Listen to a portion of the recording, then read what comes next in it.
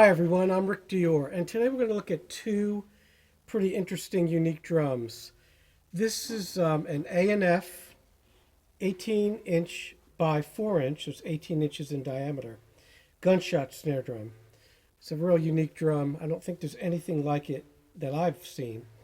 And then we're going to look at its illegitimate child here, this 10 by 3 A&F Rude Boy, which is actually a real interesting drum. Now these are both made of raw brass. I think you can get them in some other metals, like maybe copper and aluminum, but I like the brass ones. So this company is in Austin, Texas. I do not have any affiliation with them whatsoever. I've actually never met anybody from the company, but I did use one of these on a session once. A drummer had rented it and brought it in, and I thought it was really interesting because normally to get the sound that we got out of this, I need to use my Eventide harmonizer to detune the snare drum. But we just used this just basically on backbeats. And we got a great sound when we blended that with the regular snare drum.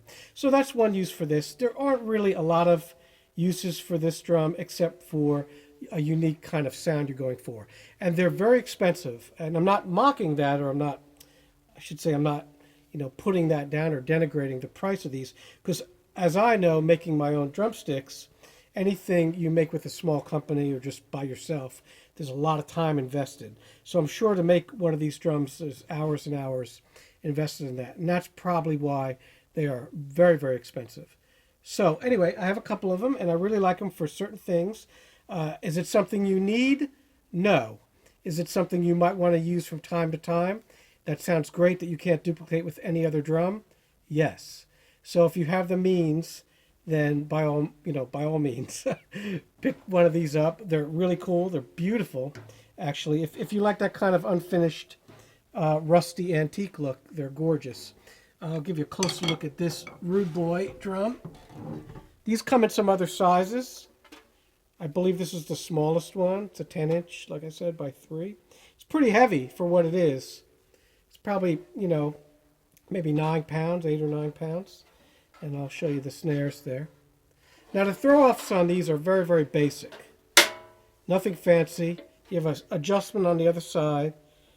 That's detented, so it's a little bit stiff. It seems that way, but it works. It's not great by any means.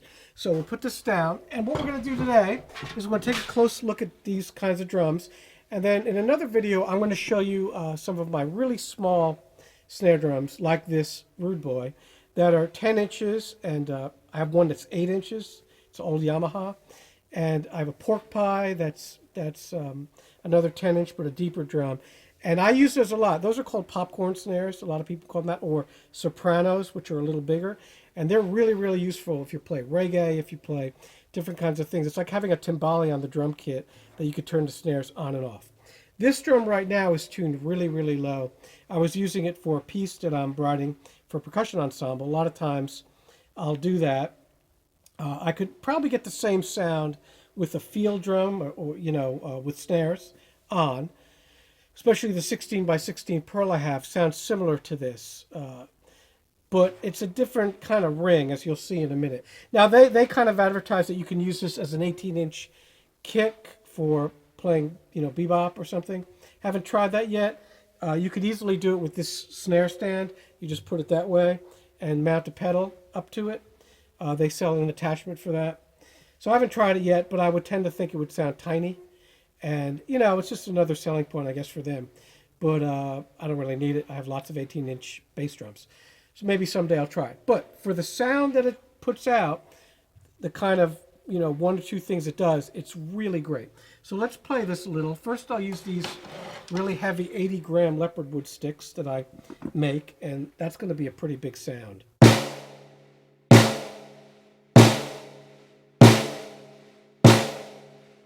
Now that's dead center. Here's off center.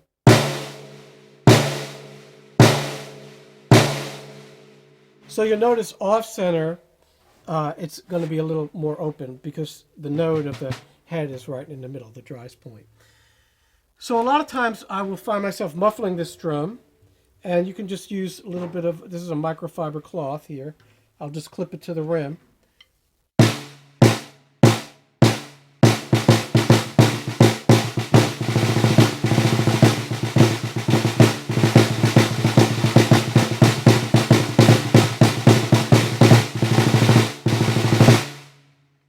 So it's kind of like playing on a pillow. If you want to work on your wrists, you can use this. Again, I got it tuned down, so later on, I'm going to put these little clamps on that it comes with, so you can put the legs on. There's 4 legs. Comes with the legs, doesn't come with the stand. And what I use these clips for, I don't use them for the legs. I put them on the drum, and then I can put attachments on the drum. So for this piece I'm writing, I'm using this little rude boy snare, this snare, and then a cowbell and some other metal instruments, a little splash cymbal. It's kind of like an old vaudeville kind of thing for 2 percussionists. So that's the clamp, and we'll put these on in a minute. I'm going to open the drum. We're going to take a look at the welds, see how they look. All right? So first thing we'll do, though, before we take the head off, we're going to tune it up a little so you can hear it, what it sounds like. And this is a Remo Power Stroke head that's on here. Came with it. I am going to try it with a calf head. I only have 2 18-inch calf heads, so I'm going to have to take one off one of my bass drums. So we're not going to do that today, but once I do that, I'm going to do that when I record the piece for the percussion ensemble piece that I'm talking about. But once I do that, I'll make a little video of it for you. So here's it. It is tuned up just a little.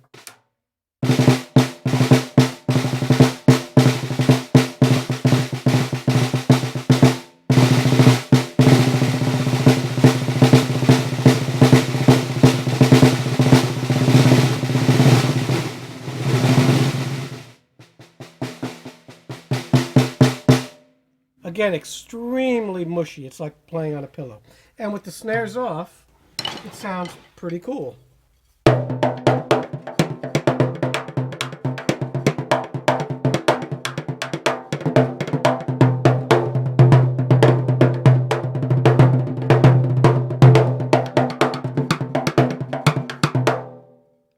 even try to use some mallets on it.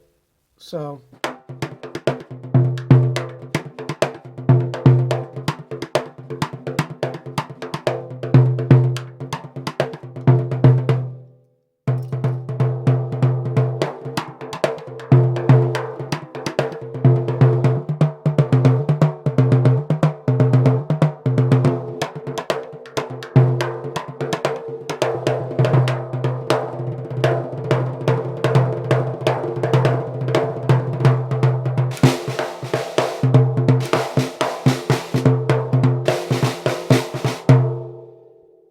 So the throw off works pretty well.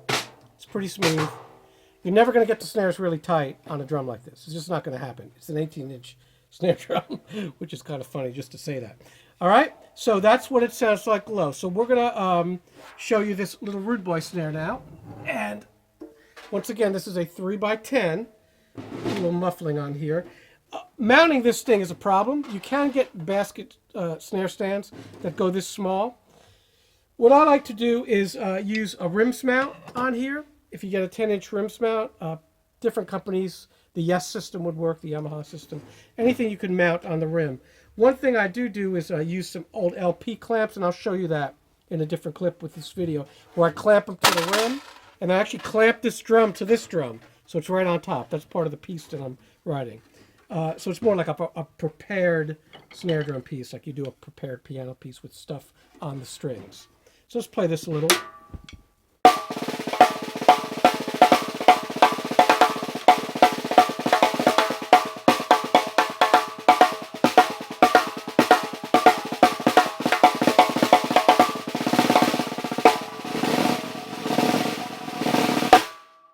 Cool sound. This thing's got a lot of, I'm not going to say it.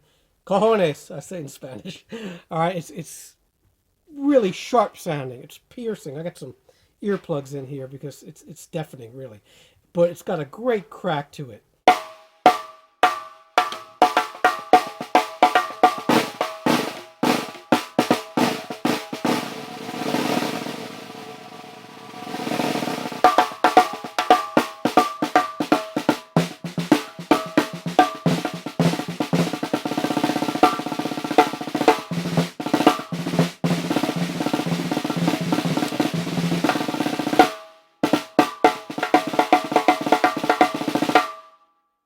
Nice little drum. Okay? We'll suspend it a little so you can hear it.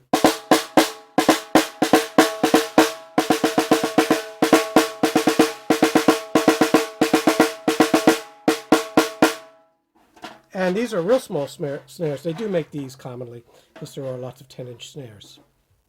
I would say that would probably be around a 9-inch snare there. So that is the little Rude Boy. So we're back, and I've taken the top head off. And the shell looks good, looks round. And I'm going to show you the inside here with my little portable camera. Let's turn this thing on. Okay, let's take a look at it. I believe this is rolled brass. There's the weld. It's okay. I do a little welding myself. I'm not great at it, but it's a useful skill, especially when you want to do some hardware changes or make some stands for things. This is, yeah, it's okay. It's a little bit, I don't know, I'd say it's almost a little bit sloppy. I've seen a lot better, but it's not bad. The shell looks good though. These holes right here are going to be filled with this thing in a minute. I'm going to put these on. These are for the legs. So closing up those holes, it's probably going to change the sound of the drum. Just a little, I would think. Yeah, it's nice. You know, materials-wise, this drum isn't that expensive. In other words, if you look at the overall materials, they're not going to add up to too much. But I would think the labor part of these adds up to a lot of hours.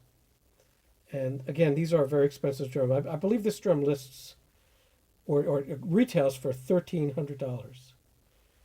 So I just heard some of you whistle out there. It's very expensive. I did not pay that for it. I bought it used, but I would think people would buy these drums, maybe engineers, and use them for a couple sessions, and then think, wow, that was a lot of money I spent on this, and I'm only going to use it maybe 2 or 3 times a year. But I am actually going to use it a lot as a special effects drum for certain things. So for me, it's worth it, but for most people, maybe not. But it is pretty cool, and in its own way, it's very, very beautiful. So we'll turn this off. Okay, so what we're going to do now is pause again. I'm going to put the leg holders on there, and I'm going to show you what I use these for. I use them not for the legs, but I use them to mount things on. So it's very cool. You can mount cowbells and cymbals or anything else you want on this drum. So you're like Spike Jones' one-man band. So we're back. I've put the leg lugs or leg holders on. You see here. We've closed up those holes. I put the head back on, and it's really, really low. So I'll give you an idea of what this would sound like as a bass drum.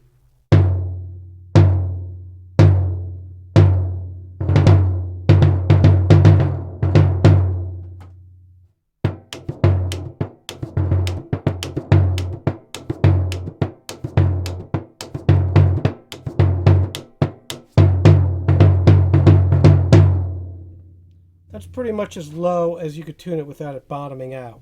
So, not very impressive in that respect. Although doing sort of some sort of taiko drumming.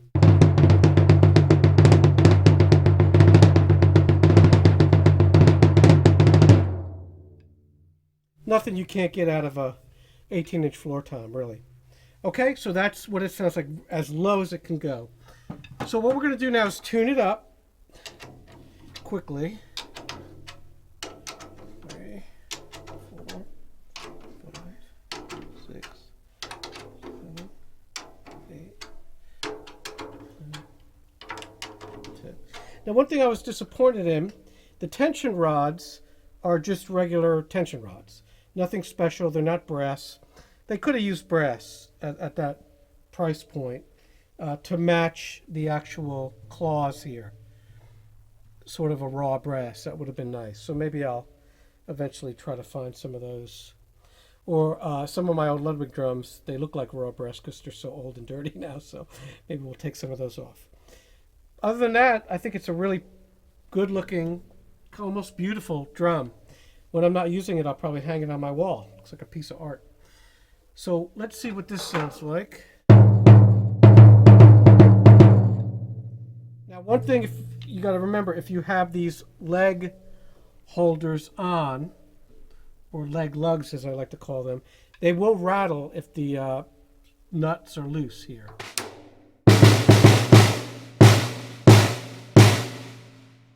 That's pretty big. It's, again, very, very snary. Don't try to choke this drum out with the snares. It's easy to do that. What you have to do to get them tighter on this end is push up and then tighten. It's not easy. It's pretty fundamental there. So what that does, it actually raises the pitch of the drum because it's pushing on the bottom head, probably around a minor third. So we'll take that back down. That's pretty undesirable. I just wanted to show you what that would be like. Again, you got to bring it up. It's almost like the spring on your bass drum pedal, where you have to lift it up on those, Tama Iron Cobras and several others. You lift it up and then loosen it because it locks in place.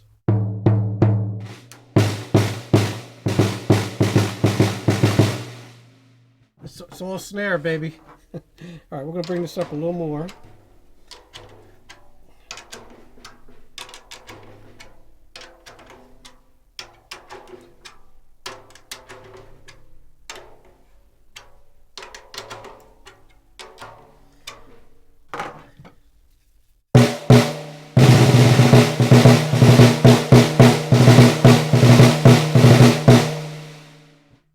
And we're going to have to bring up these snares. So turn the snare off to your left, the throw off. Push it up and tighten. That's how you do it. And you can count the clicks. So it does click into place every half rotation. So you can get the snare sound you want like that and write down a setting if you want to repeat it for another session. That's actually pretty useful. A lot better.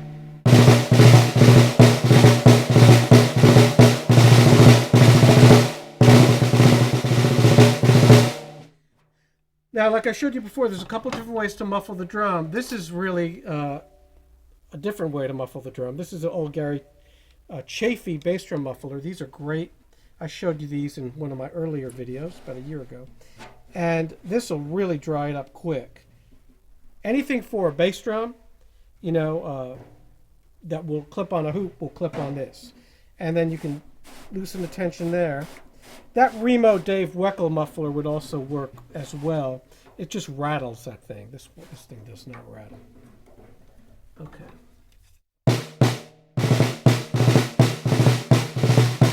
And by moving these, you can change the amount of muffling, which is really handy. That's looser and even looser. These things used to come with different pads that you could put on there. It's like a foam rubber one, some thicker felt.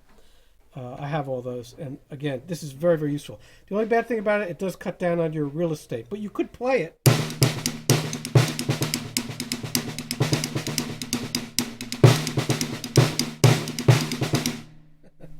All right. Good. So let's show you how else I use this. Again, I use it mostly at the college, if I'm getting ready to. When we do a percussion ensemble piece that might use a unique kind of sound, we'll do that. I also will write certain pieces where I want a particular sound for recording purposes, but you don't expect everyone to have one of these. So what you could write, if you write for this and use it, you could write large snare drum, 15-inch field drum, 16-inch field drum, which is close to what this is. Snares loose, something like that. So if I take this JCR cowbell, you can use these leg mounts to mount really anything on this drum, which is really useful. So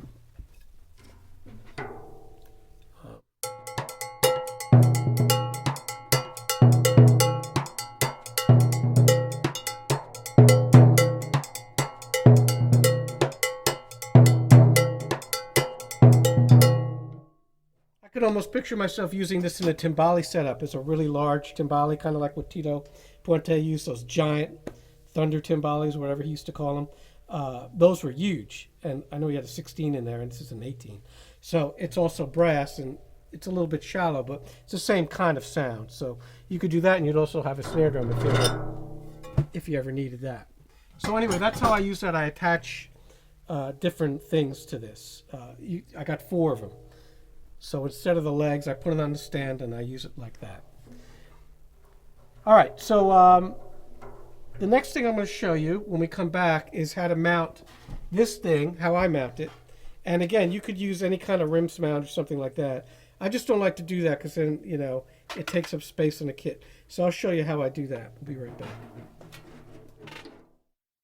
All right, so you see here how I mount this drum. This little 10" by 3 right on top of this thing for this piece that I'm working on. You can do that really anywhere on the kit. So how this works is I just take this LP claw, which is a miking system that LP has, or a system for mounting anything on any drum with the rim. I clamp it on the rim. This rim is solid, it's thick brass. So that thing's not going anywhere. And if it did, it wouldn't ruin the look because it already looks kind of like it's ruined. So it's not a problem. And then this here is also strong. Even though the shell is thin, this is extremely strong. So there's no problem here. I've been doing it for a while. And then you just clamp it on here. And you can move it anywhere you need to. Just make sure it's real tight. Just like that. So, a little muffling on here.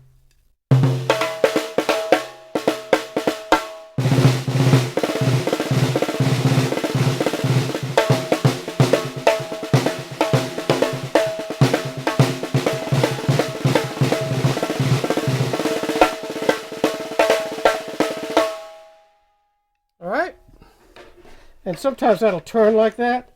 You just got to tighten this down here, and that'll keep it from moving.